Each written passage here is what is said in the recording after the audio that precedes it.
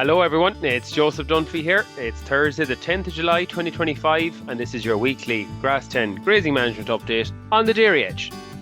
The pasture-based data for the week, the average farm cover is coming in at 709 kilos of dry matter per hectare and the cover per livestock unit at 209.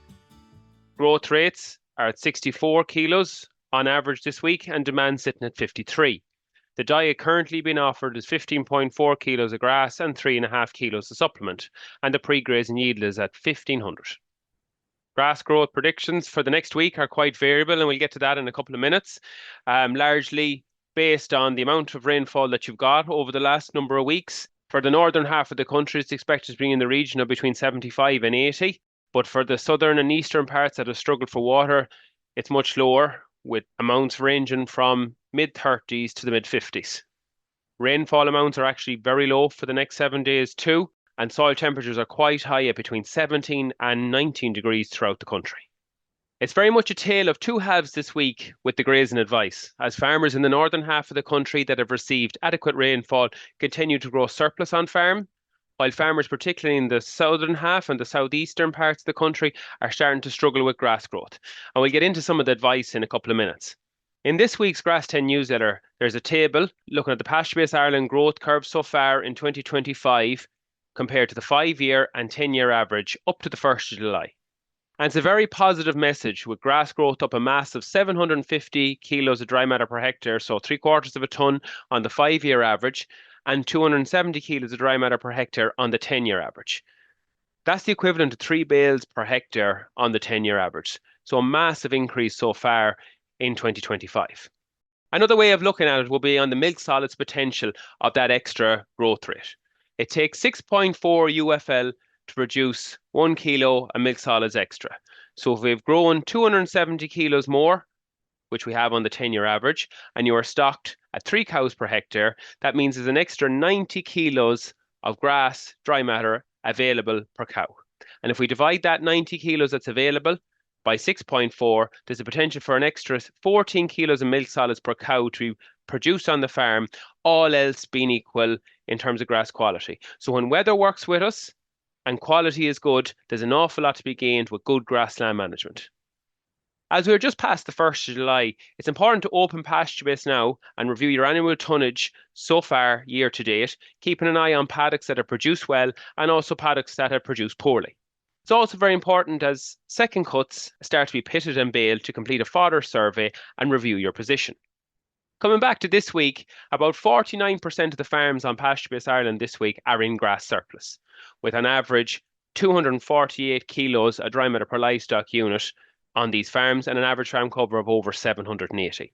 Grass growth is expected to increase further on these farms with warmer temperatures, so it's important to get this back to between 160 and 180 cover per livestock unit and an average farm cover between 6 and 700 this week. So it's vital now to complete an up-to-date farm walk and enter this on pasture-based Ireland. Dairy farms in surplus need to allocate 18 to 19 kilos of grass and to reduce meals to between 1 and 2 kilos. And keep an eye on rotation length now at between 18 and 21 days. Remove surplus grass as bales immediately this week to return it to the grazing rotation. For those farms that are coming into grass deficits in the drier regions, which is about 16% of the farms, this is mainly due to lack of rainfall, which is starting to limit grass growth. Try and hold rotation now at around 20 to 21 days and try and keep the average farm cover above 550. If growth drops below 50, we may need to increase the rotation length to 25 days, which would hold pre-grazing yield at in around 1250. Remove all young stock, replacement heifers or calves off the milking platform where possible.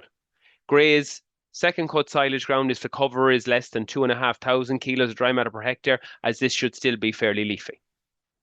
Supplementary feed may need to be considered where cover is less than 500 kilos of dry matter average farm cover and growth is below current herd demand. Options here may be soya hulls and palm kernel, along with increase in concentrate in the parlour. Similar to what we spoke about earlier in terms of reviewing your position in terms of your winter feed availability, it's worth asking yourself a question: can you complete further reseeding in 2025?